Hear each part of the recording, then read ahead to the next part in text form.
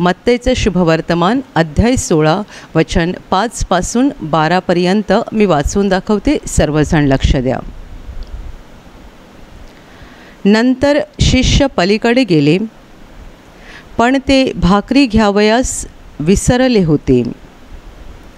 तेव्हा येशू त्यांना म्हणाला, परुषी व सदुकी यांच्या खमीराविषयी जपून राहा व सावध राहा.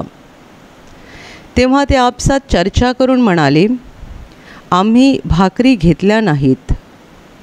परंतु येशू हे ओळखून म्हणाला, अहो अल्पविश्वासी, आपल्याजवळ भाकरी नाहीत असा विचार तुम्ही मनात का करता? तुम्हाला अजून समजत नाही काय? 5,000 5 भाकरी दिल्यावर तुम्ही किती टोपल्या भरून घेतल्या? तसेच 4,000 7 भाकरी दिल्यावर किती पाट्या भरून घेतल्या? याची तुम्हाला आठवण नाही काय? मी भाकरीविषयी बोललो नाही हे तुम्ही का समजत नाही? परुषी व सदुकी यांच्या खमीराविषयी सावध राहा. तेव्हा त्यांना समजले की त्याने भाकरीच्या खमीराविषयी नाही, तर परुषी व सदुकी यांच्या शिकवणीविषयी सावध राहण्यास सांगितले. Hallelujah, hallelujah, hallelujah, hallelujah. माझ्या प्रिय भावांनो आणि बहिणींनो, या ठिकाणी आपण पाहत आहोत की प्रभू येशू ख्रिस्त आपल्या शिष्यांसोबत पलीकडे निघून गेला. म्हणजे ज्या ठिकाणी तो होता आणि जिथे त्याने काही अद्भुत दाखवलं होतं, तिथून तो दुसरीकडे निघून गेला. आणि तिथे गेल्यानंतर शिष्य आपल्यासोबत भाकरी घेण्यासाठी विसरले होते. आणि प्रभू त्यांना सांगत आहे की परुषी आणि सदुकी यांच्या खमीराविषयी सावध राहा. जेव्हा प्रभूने खमीराचा उच्चार केला, तेव्हा लगेच शिष्यांना आठवण झाली की आपण आपल्यासोबत भाकरी घेतलेल्या नाही आहेत. आणि त्यांची चर्चा सुरू झाली की आपण भाकरी घ्यायला विसरलो, आपण भाकरी आणल्या नाही आहेत. पण हे ऐकल्यानंतर, हे पाहिल्यानंतर प्रभू त्यांना म्हणतो, अहो अल्पविश्वासी, तुम्ही भाकरीविषयी का चर्चा करत आहात? मी तुम्हाला भाकरीविषयी बोललो नाही हे तुम्हाला समजत नाही काय? प्रभू त्यांना म्हणतोय की जेव्हा 5,000 लोकांना 5 भाकरी वाटून देण्यात आल्या, तेव्हा तुम्ही किती टोपल्या भरून घेतल्या? आणि 4,000 लोकांना 7 भाकरी वाटल्या गेल्या, तेव्हा तुम्ही किती टोपल्या भरून घेतल्या? याची तुम्हाला आठवण नाही आहे का? तुम्हाला अजून समजत नाही आहे का? मी तुम्हाला भाकरीविषयी सांगितलेलं नाही आहे. आणि त्यावेळेला पुढे येशू असं म्हणतोय की मी शास्त्री आणि परुषी यांच्या खमीराविषयी सांगितलेलं आहे. तेव्हा वचन म्हणतं की शिष्यांना समजलं की प्रभू भाकरीविषयी सांगत नाही आहे, तर भाकरीच्या खमीराविषयी सांगत नाही आहे, तर शास्त्री आणि परुषी यांच्या शिकवणीविषयी सांगत आहे. Hallelujah, hallelujah, hallelujah. माझ्या प्रिय बंधू भगिनींनो, इस्रायलमध्ये प्रभू येशू ख्रिस्त देवाचा पुत्र मानव बनून जेव्हा आला, तेव्हा त्याने अनेक देवाची सत्य वचनं लोकांसमोर प्रकट करायला सुरुवात केली. येशूचे शिष्य जे त्याच्यासोबत कायमचे होते, त्यांना तो कितीतरी स्वर्गीय ज्ञान, देवराज्याची कितीतरी रहस्ये प्रभू आपल्या शिष्यांना शिकवत होता. पण हे सगळे शिष्य मानवी बुद्धीने चालणारे असल्यामुळे सुरुवातीच्या काळात त्यांना प्रभूचे सगळेच शब्द कळत नव्हते. जेव्हा प्रभू यांना सांगत आहे, शिकवण देत आहे, त्यांना शिकवत आहे, ज्ञान देत आहे की तुम्ही परुषी आणि सदुकी यांच्या खमीराविषयी सावध राहा, जपून राहा. जेव्हा प्रभू म्हणतोय की सदुकी आणि परुषी यांच्या खमीराविषयी जपून राहा, तेव्हा लगेच यांना आठवण झाली की आपण भाकरी घेतलेल्या नाही आहेत. हा प्रसंग घडायच्या अगोदर असं घडलेलं आहे की प्रभू लोकसमुदायांमध्ये होता. सलग 3 दिवस लोक येशूच्या बरोबर होते आणि जमावाचा आकडा लिहिलेला आहे की 4,000 पुरुष होते आणि स्त्रिया आणि मुलं होतीच. आणि एवढा मोठा जमाव असताना 3 दिवस ते सतत प्रभू येशूच्या सोबत होते. आणि प्रभूला त्यांचा कळवळ आला, ते भुकेने कासावीस होतील म्हणून प्रभूला त्यांची काळजी वाटत होती. आणि प्रभूने एक मोठा चमत्कार करून त्यांना जेवण दिलं, कारण त्याने शिष्यांना सांगितलं की ह्या लोकांना आपल्याला जेवण दिलं पाहिजे. पण शिष्य म्हणतात की एवढ्या लोकांना आपण जेवण कुठून देणार. तेव्हा येशूने विचारलं, तुमच्याजवळ किती जेवण आहे, किती भाकरी आहेत. तेव्हा उत्तर मिळालं की 7 भाकरी आहेत आणि काही थोडेफार मासे आहेत. प्रभू येशूने त्या 7 भाकरी आणि ते मासे घेतले, वर स्वर्गाकडे बघून देवाचे आभार मानले आणि देवाचे आभार मानून त्याने त्या जेवणावर आशीर्वाद दिला आणि ते वाटायला सुरुवात करायला सांगितली. जेव्हा शिष्य वाटायला गेले तेव्हा ते जेवण संपलं नाही. 7 भाकरी आणि थोडेसे मासे होते. 4000 पुरुष आणि बऱ्याच स्त्रिया आणि मुलं त्या ठिकाणी होती. एवढा सगळा जमाव या जेवणाने तृप्त झाला आणि वर जेवण उरलं, भाकरी उरल्या. त्याच्या जेव्हा टोपल्या भरून घेतल्या तेव्हा 7 टोपल्या भरल्या. 4000 पुरुषांना प्रभूने 7 भाकरी आणि थोड्याशा माशाद्वारे जेवण दिलं. सगळे तृप्त झाले आणि वर 7 टोपल्या भाकरी उरल्या. याच्याच काही दिवस अगोदर प्रभूने असाच एक चमत्कार केला होता, जेव्हा प्रभूच्या सोबत 5000 पुरुषांचा जमाव होता. तिथेही म्हटलेलं आहे की 5000 पुरुष होते, स्त्रिया आणि मुलं मोजलेली नव्हती. एवढा मोठा जमाव असताना प्रभूने त्यांना जेवण दिलं, फक्त 5 भाकरी आणि 2 मासे याद्वारे. तेव्हाही तेच झालं. प्रभूने शिष्यांना सांगितलं की या लोकांना जेवण दिलं पाहिजे आणि शिष्य म्हणतात की एवढ्या लोकांना आपण कुठून जेवण देणार. प्रभूने विचारलं, कोणाकडे काही आहे का. तेव्हा 5 भाकरी आणि 2 मासे प्रभूच्या हातात देण्यात आले. त्याने स्वर्गाकडे बघून देवाचे आभार मानले, त्यावर आशीर्वाद दिला आणि शिष्यांना वाटण्यासाठी सांगितलं. तेव्हा सगळे लोक जेवून तृप्त झाले आणि ज्या काही भाकरी उरल्या त्याच्या 12 टोपल्या भरल्या. 5000 लोकांना आणि 4000 लोकांना अशा रीतीने अद्भुत प्रकारे चमत्कार करून प्रभूने जेवण दिलं होतं. या चमत्काराला फार काळ गेला नव्हता. तोच आताचा घडलेला आपण प्रसंग बघतोय की येशू त्यांना काहीतरी आत्मिक शिक्षण देत आहे, आत्मिक शिकवण देत आहे की परुष्य आणि सदुकी यांच्या खमीराविषयी जपून राहा, सावध रहा. आणि खमीर हा शब्द येताबरोबर लगेच शिष्यांना भाकरीची आठवण येते की आपण भाकरी घेतल्या नाहीत, जेवणाची वेळ झाल्यानंतर खाणार काय, भूक लागल्यानंतर खाणार काय, आपण भाकरी आणायला विसरलो. माझ्या प्रिय भावांनो आणि बहिणींनो, प्रभू येशूने 5000 लोकांना, म्हणजे 5000 फक्त पुरुष, स्त्रिया आणि मुलं मोजली नव्हती, 5000 पुरुषांना कसा अद्भुत चमत्कार करून जेवण दिलं होतं. आणि नंतर 4000 पुरुष असताना सुद्धा त्याने पुन्हा एकदा चमत्कार करून कसं जेवण दिलं होतं. हे सगळं शिष्यांच्या डोळ्यासमोर घडलं होतं. आणि तरीही आपण बघतोय की ते आता प्रभूसोबत असताना भाकरीची चिंता करत आहेत की आपण भाकरी घेतलेल्या नाही आहेत. Hallelujah, hallelujah, hallelujah, hallelujah. आणि म्हणून जेव्हा त्यांची भाकरीची चर्चा सुरू झाली तेव्हा प्रभू येशू त्यांना म्हणतोय की अहो अल्पविश्वासी, तुमचा विश्वास केवढा थोडा आहे, तुमचा विश्वास केवढा छोटा आहे. तुम्हाला अजून समजत नाही काय. तुम्ही एकदा चमत्कार बघितला, दुसऱ्यांदा चमत्कार बघितला. प्रभू त्यांना विचारतोय की 5000 लोकांना जेवण दिल्यानंतर तुम्ही किती टोपल्या उरलेल्या भाकरीच्या भरून घेतल्या. 4000 जेवण दिल्यानंतर किती टोपल्या भरून घेतल्या. तुम्हाला याची आठवण नाही काय. तुम्हाला अजून समजत नाही काय. आताही तुम्ही भाकरीची चिंता करत आहात. आताही तुम्हाला भाकरीचीच काळजी आहे की आपण जेवण घेतलेलं नाही आहे तर भूक लागल्यावर खाणार काय, आणि जेवण घेतलं नाही आहे तर आपण आता करणार काय, आणणार कुठून. तुम्ही अजूनही तीच चिंता करत आहात. तुम्हाला अजून समजत नाही काय. मी तुम्हाला भाकरीच्या खमीराविषयी बोललेलो नाही आहे, परुषी आणि सदुकी यांच्या खमीराविषयी बोललेलो आहे.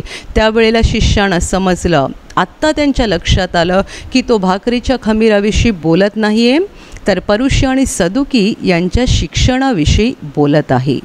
Hallelujah, hallelujah, hallelujah. माझ्या प्रिय भावांनो आणि बहिणींनो, परुषी आणि सदुकी हे असे पंथ त्या इस्रायलमध्ये होते जे देवाच्या गोष्टी चुकीच्या पद्धतीने लोकांसमोर सादर करत होते.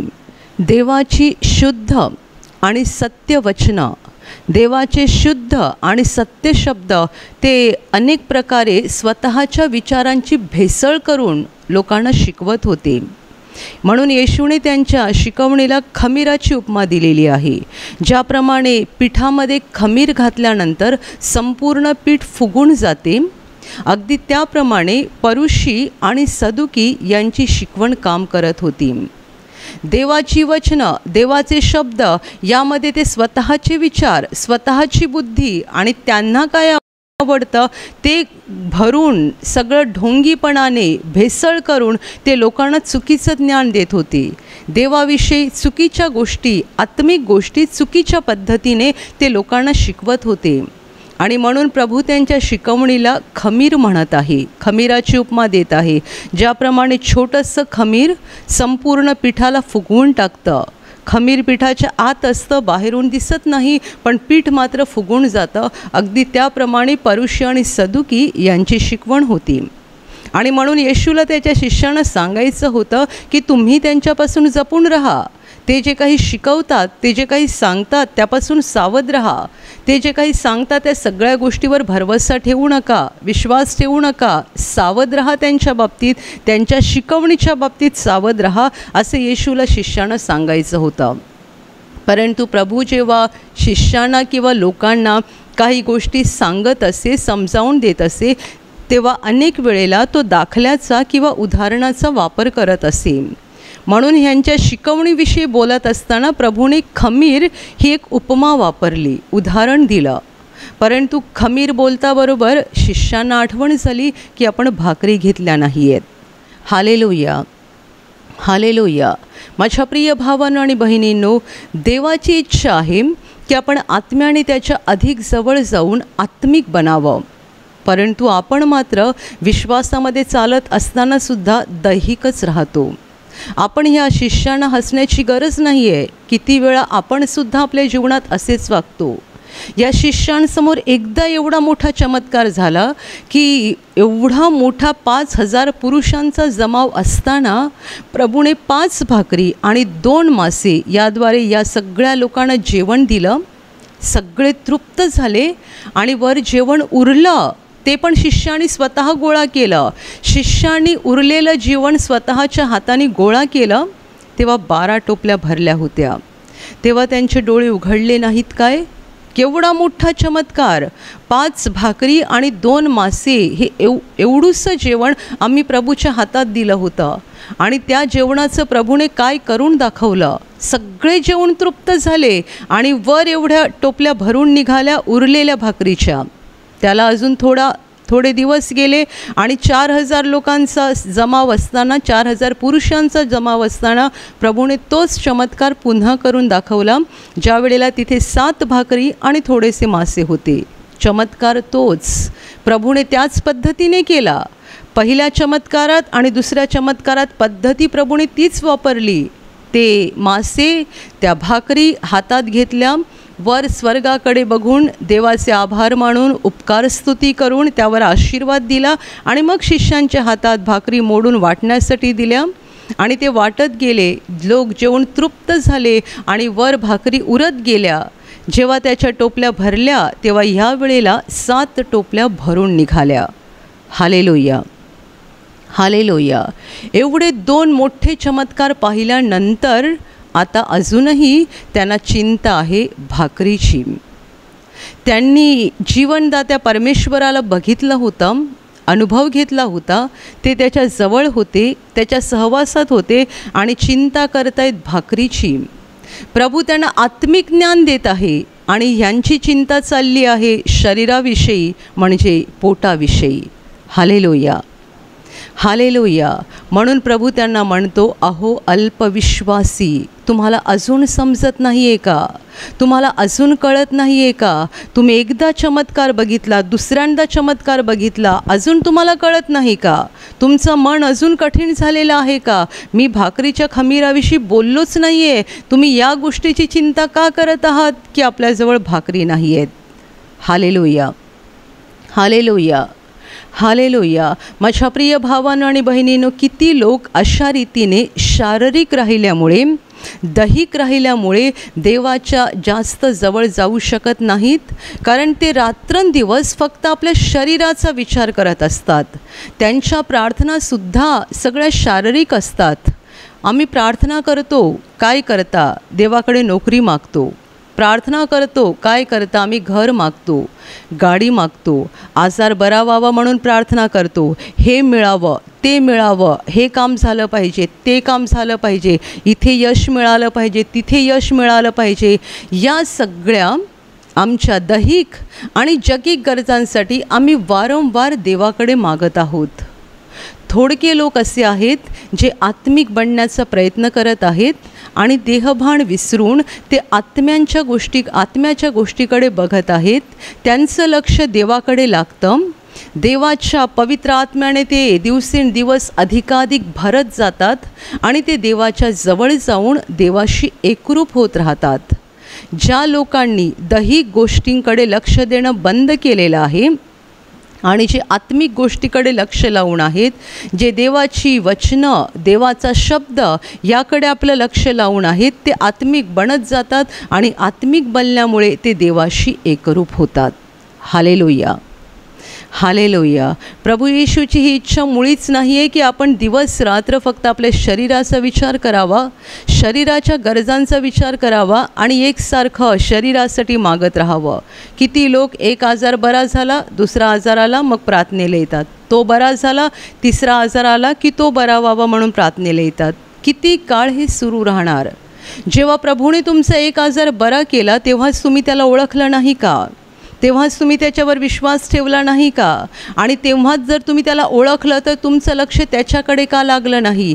हे मिळायला पाहिजे, ते मिळायला पाहिजे, हे व्हायला पाहिजे, ते व्हायला पाहिजे. म्हणून तर किती लोक वारंवार चमत्कारांच्या मागे लागतात. त्यांना फक्त आपल्या जीवनात चमत्कार अनुभवायचे असतात, त्यांना देवाची वचनं नको असतात आणि त्यांना आत्मिक बनायचं नसतं. आणि आपण आत्मिक न बनल्यामुळे म्हणजे शारीरिकच राहिल्यामुळे सैतानाला आपल्या जीवनात काम करायला फार मोठा वाव मिळतो. असे लोक जे फक्त शरीराचा विचार करतात आणि त्यांच्या प्रार्थना फक्त शारीरिक गरजांसाठी असतात. शारीरिक गरजांसाठी नोकरीत प्रमोशन मिळायला पाहिजे, चांगली पगाराची नोकरी मिळायला पाहिजे, बिझनेस मोठा व्हायला पाहिजे, चांगली गाडी मिळायला पाहिजे, चांगलं घर मिळायला पाहिजे, हा आजार बरा व्हायला पाहिजे, तो आजार बरा व्हायला पाहिजे. जे लोक शारीरिक गरजांसाठीच वारंवार प्रार्थना करत राहतात आणि आपल्या शारीरिक गरजांकडेच लक्ष लावून राहतात, त्यांच्या जीवनात सैतानाला काम करायला मोठा वाव मिळतो आणि असे लोक जास्त काळ विश्वासामध्ये टिकत नाहीत आणि वचनांमध्येच चालत राहू शकत नाहीत. Hallelujah, hallelujah. येशू त्याच्या शिष्यांना म्हणतोय की तुम्हाला अजून समजत नाही का? मी जर एकदा चमत्कार केला, दुसऱ्यांदा केला, तर यापुढे पण मी तुमच्या गरजा भागवणार नाही का? मी तुम्हाला उपाशी ठेवेन का?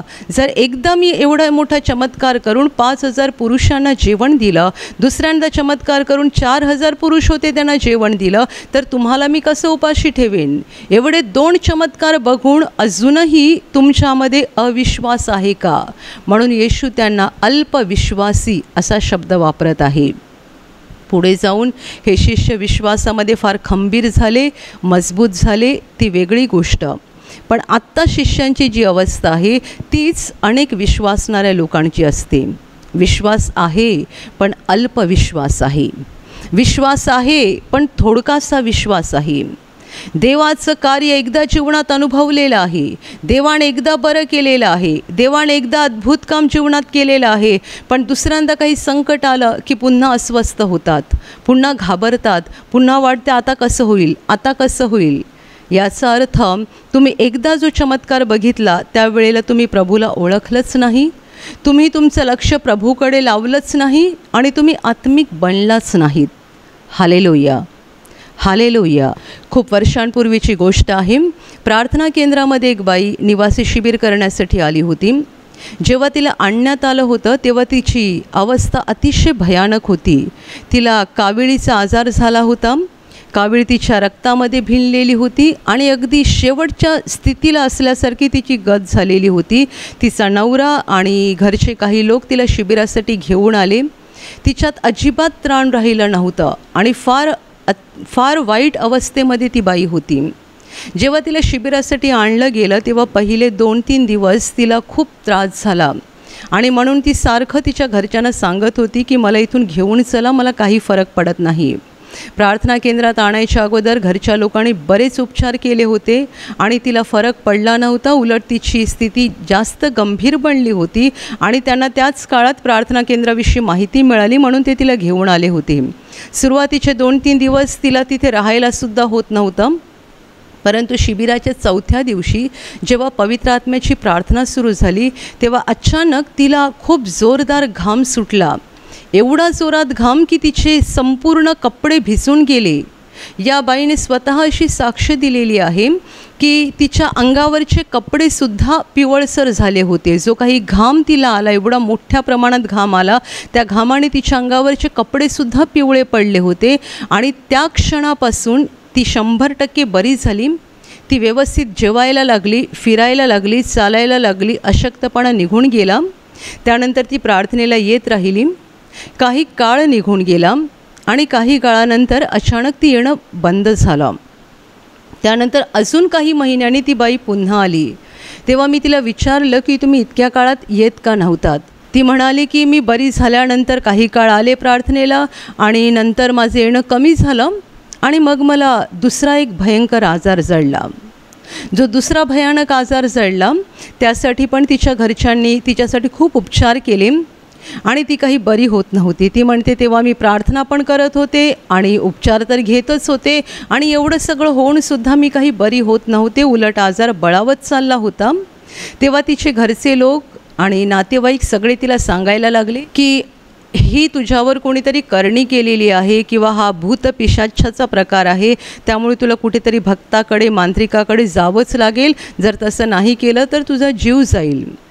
घरचे लोक आणि नातेवाईक लोक जे काही सांगत होते ते ऐकून तिला एवढी भीती बसली की तिला असं वाटलं खरंच या आजारात मी मरून जाईन आणि जर ह्यांचं ऐकलं नाही तर माझं नुकसान होईल.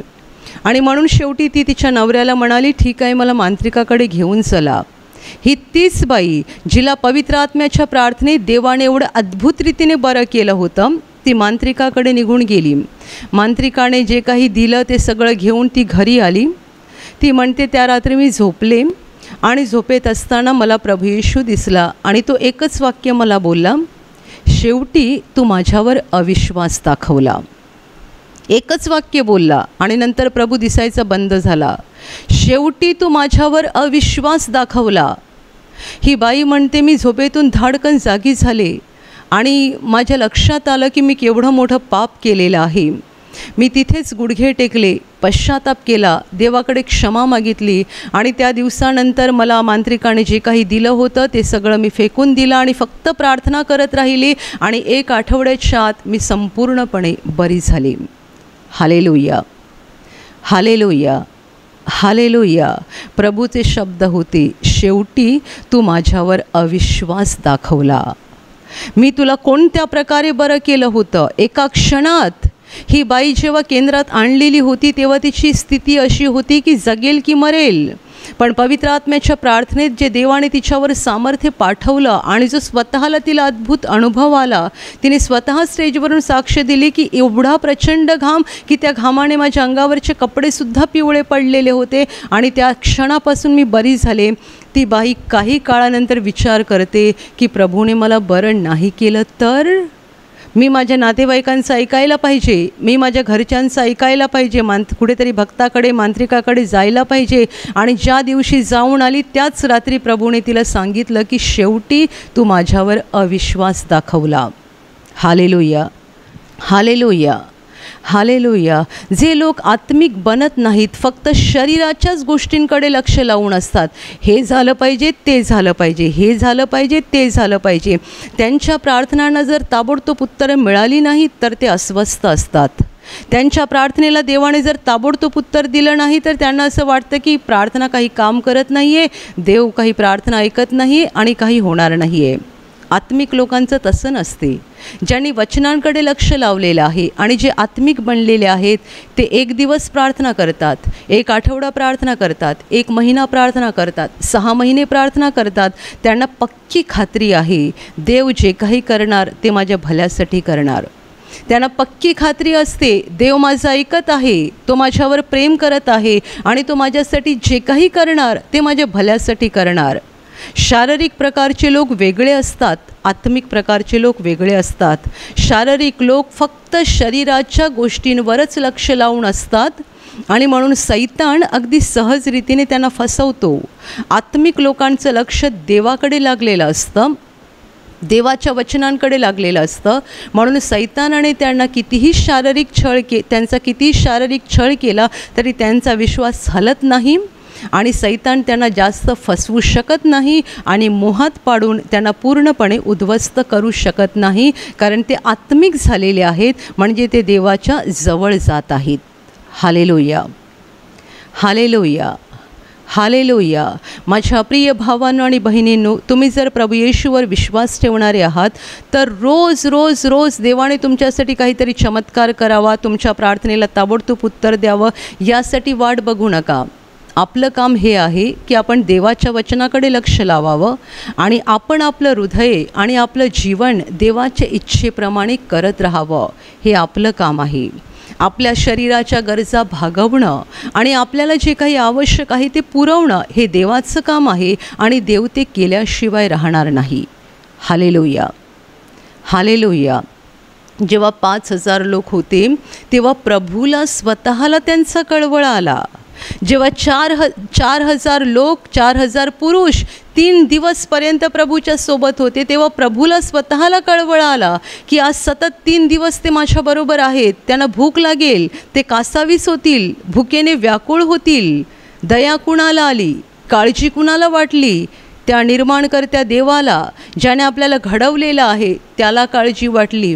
असं म्हटलेलं नाही आहे की लोकांमधलं कोणीतरी उठून प्रभूला येऊन सांगितलं की आम्ही आज सतत 3 दिवस इथे आहोत आणि आम्हाला भूक लागलेली आहे, काहीतरी खायला द्या. लोकांनी नाही सांगितलं, प्रभूला दया आली, प्रभूला त्यांची काळजी वाटली, प्रभूने त्यांची काळजी केली. लोकांनी नाही सांगितलं, त्याने स्वतः केली त्यांची काळजी.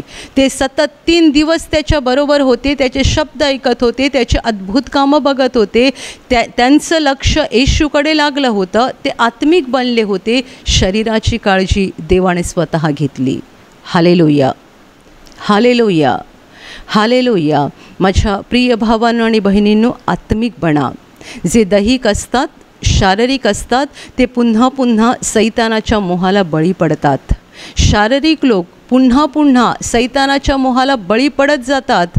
आत्मिक लोक सैतानाच्या मोहाला बळी पडत जात नाहीत, कारण ते आत्मिक झाल्यामुळे देवाच्या जवळ जातात आणि जेवढे आपण देवाच्या जास्त जवळ असतो तेवढा सैतानाचा प्रभाव आपल्या जीवनावरून कमी कमी होत जातो.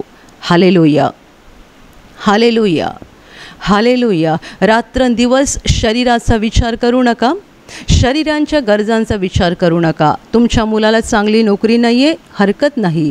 तुम्ही प्रार्थनेत त्या गोष्टीची आठवण ठेवा. रोज देवाकडे मागा की प्रभू माझ्या मुलाला चांगली नोकरी दे. आणि तुमचं कर्तव्य काय आहे?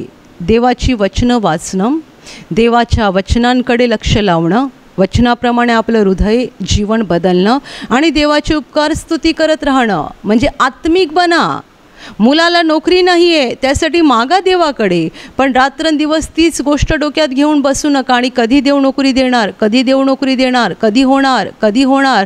तुमच्या मुलीचं लग्न होत नाही आहे, तुमची चिंता देवाच्या हातात सोपवा आणि तुम्ही देवाचे आभार मानत राहा, देवाची स्तुती करत राहा. तुम्ही वचनाप्रमाणे वचनं वाचून स्वतःमध्ये बदल करत राहा.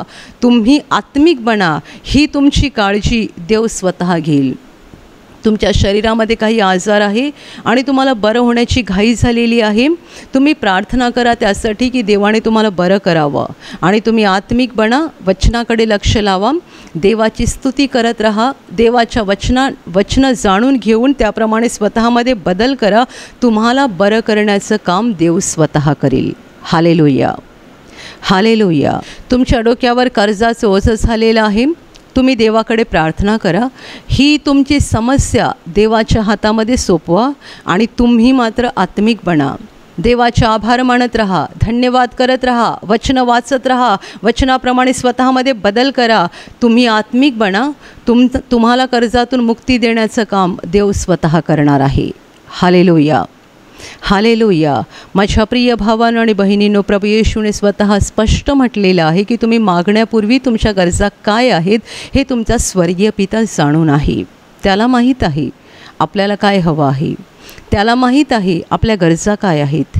त्याला माहीत आहे आपलं दुःख काय आहे. आपण एकसारखं त्याच्यापुढे रडगाणं गात बसायची गरज नाही आहे आणि रोज रोज देवाने आज काहीतरी केलं पाहिजे, देवाने आज चमत्कार केला पाहिजे म्हणून वाट बघू नका. धीर धरा आणि आत्मिक बना. धीर धरा आणि आत्मिक बना. तुमचं लक्ष देवाकडे लागू द्या, म्हणजे या तुमच्या सगळ्या गोष्टींची काळजी देव स्वतः घेईल. देव तुम्हाला वेळेवर जेवण देणार, देव तुम्हाला घर देणार, तुमच्या आवश्यकतेनुसार देव तुम्हाला गाडी देणार, देव तुम्हाला कर्जातून मुक्त करणार, देव तुमच्या मुलांची लग्न करून देणार, देव तुमच्या मुलाला चांगली नोकरी देणार. तुमच्या जेवढ्या काही आवश्यकता आहेत देव स्वतः करणार, कारण तो आपला खरा बाप आहे. म्हणून मी म्हटलं 4000 पुरुष समोर असताना कुणी येऊन प्रभूला सांगितलं नाही आहे की जरा आम्हाला जेवण द्या म्हणून. प्रभूला स्वतःला त्यांचा कळवळा आला, प्रभूला स्वतःला आला. त्याने स्वतःहून त्यांना जेवण दिलं, त्याने स्वतःहून त्यांच्या जेवणाची आणि पोटाची व्यवस्था केली. जे देवाकडे लक्ष लावून असतात त्यांच्या या गरजांची काळजी देव स्वतः घेतो. दैहिक गरजा देव स्वतः भागवतो, कारण तो आमचा खरा बाप आहे. हालेलुया. हालेलुया. प्रभूला शिष्यांना सांगायचं आहे, परुषी आणि सदुकी यांच्या खमीराविषयी म्हणजे यांच्या शिकवणीविषयी सावध राहा. आणि त्यांचं चाललेलं आहे आपण भाकरी आणलेल्या नाहीत. त्यामुळे येशू त्यांना म्हणतोय की तुम्ही अल्पविश्वासी आहात. अल्पविश्वासी राहू नका, अर्धवट विश्वास ठेवणारे राहू नका. त्याच्यावर खरा विश्वास ठेवा. तो जिवंत प्रभू आहे, तो आमच्या जवळ असतो. पवित्र आत्म्याच्याद्वारे तो आमच्यामध्ये राहतो, तो आमच्या गरजा भागवतो, तो आमच्या प्रार्थना ऐकतो आणि तो आम्हाला मदत करायला नेहमीच तयार असतो. आम्ही शारीरिक गोष्टींकडे लक्ष लावून बसू नये, तर आम्ही त्याच्याकडे लक्ष लावावं. तो काय सांगतोय ते ऐकावं आणि त्याप्रमाणे जीवन जगावं. हालेलुया. हालेलुया. हालेलुया.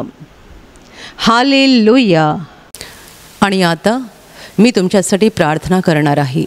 पूर्ण विश्वास ठेवा की प्रभू येशू एका क्षणात तुम्हाला स्पर्श करून बरं करेल. एका क्षणात तो तुमच्या जीवनातलं दुःख काढून टाकेल, कारण प्रभू आजही जिवंत आहे. 2000 वर्षांपूर्वी तो देहरूपात या जगात होता. आज देहरूपात नाही आहे, पण आत्म्याच्या रूपाने आहे. आणि जिथे जिथे लोक त्याच्यावर विश्वास ठेवतात आणि विश्वासाने त्याला हाक मारतात, तिकडे तिकडे तो त्यांच्या अगदी जवळ असतो. त्यांना बरं करायला, त्यांना आनंदित करायला आणि त्यांना सैतानाच्या हातातून सोडवायला तो नेहमीच तयार असतो. म्हणून विश्वास ठेवा, प्रभू इथे आहे. तो तुम्हाला स्पर्श करेल आणि तुमचं जीवन बदलून टाकेल. जिथे तुम्हाला आजार आहे तिथे विश्वासाने हात ठेवा आणि तिथे हात ठेवणं शक्य नसेल तर छातीवर हात ठेवा. प्रभू येशूच्या नावाने या क्षणाला तुमच्या शरीरातले सगळे आजार नष्ट होत. प्रभू येशूच्या नावाने तुमच्या जीवनातील सगळी दुःख निघून जावोत. सैतानाची सर्व कामं तुमच्या घरातून आणि तुमच्या कुटुंबातून प्रभू येशूच्या नावाने पूर्णपणे नष्ट होत. सर्व शुद्धात्म्यांनो, प्रभू येशूच्या नावाने मी तुम्हाला आज्ञा देत आहे, या क्षणाला यांना सोडून निघून जा आणि पुन्हा त्यांच्यात शिरू नका. प्रभूचं महान सामर्थ्य तुमच्यावर येऊ. पवित्र आत्मा तुमच्यावर येऊ. पवित्र आत्म्याचा आनंद तुमच्या जीवनात येऊ. पवित्र आत्म्याची शांती तुमच्या हृदयात येऊ आणि तुमचं जीवन स्वर्गीय प्रकाशाने भरून जावो. आमीन.